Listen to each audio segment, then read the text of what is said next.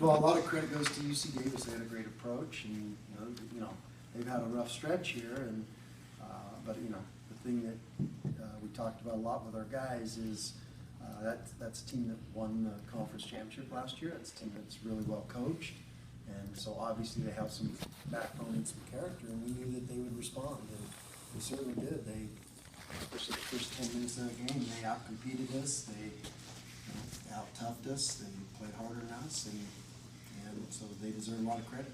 And then, I think our guys woke up, got back from Christmas a little late, it seemed like, and but then, you got to credit our guys too. They got the job done, and that's the most important thing. We talked to you about it yesterday, but I mean, what is it about the break and stuff that does usually make these games kind of interesting, at least early? Yeah, they always seem to. It's our guys need to get home for Christmas. They need to get with their families, but it probably it ends up being a situation where they have to travel a lot, and we were off for a long time.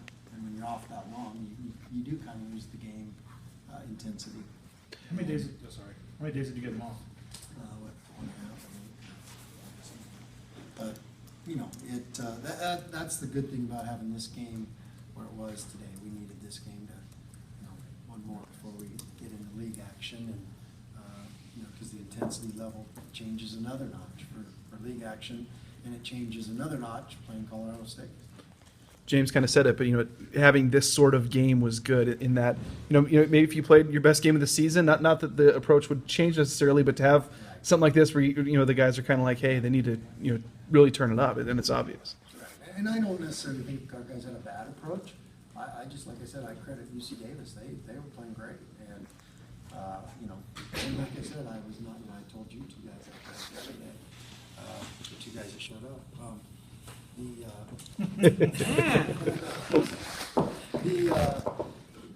They're like a really well coached team, and if the team wins a league title, they've got some guys with some backbone, and they're just finding their own way, and they're finding some things that are going to work for them, and I think they found some tonight. There's not many more here tonight either.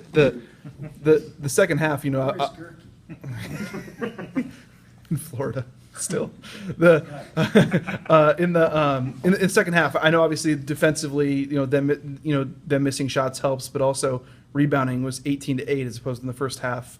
You were on the wrong side of it, I think 17-10. Absolutely, and there's a couple things that our focus is really good.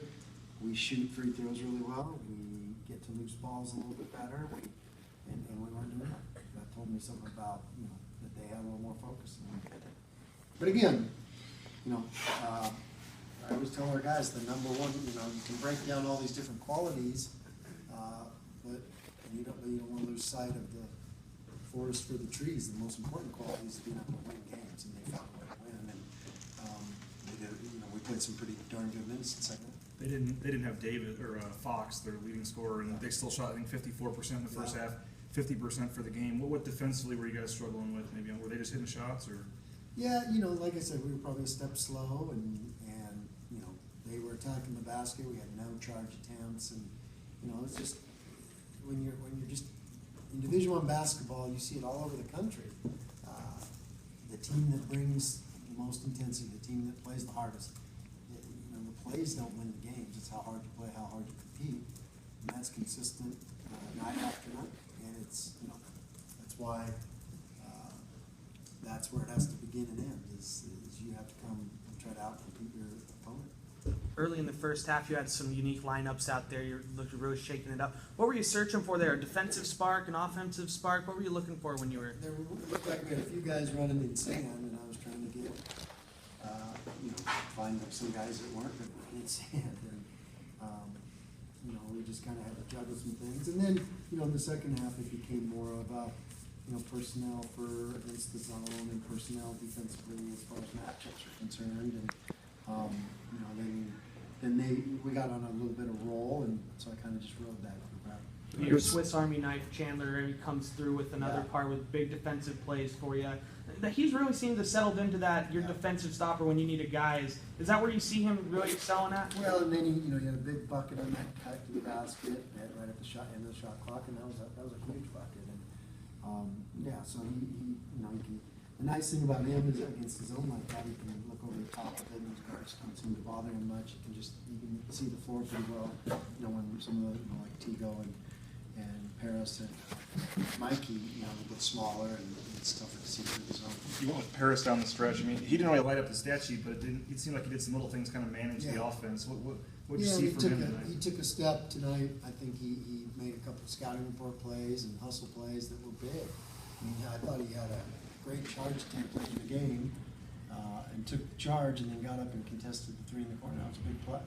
And, so he's learning, and he's learning how to make those winning plays, not just, the old Paris might have taken the charge and that was enough. He got up, hit the ground running, and went and contested that three in the corner. That was a good play. Old Paris, he's been playing for 2 months. So. Yeah. He's been here also. Yeah.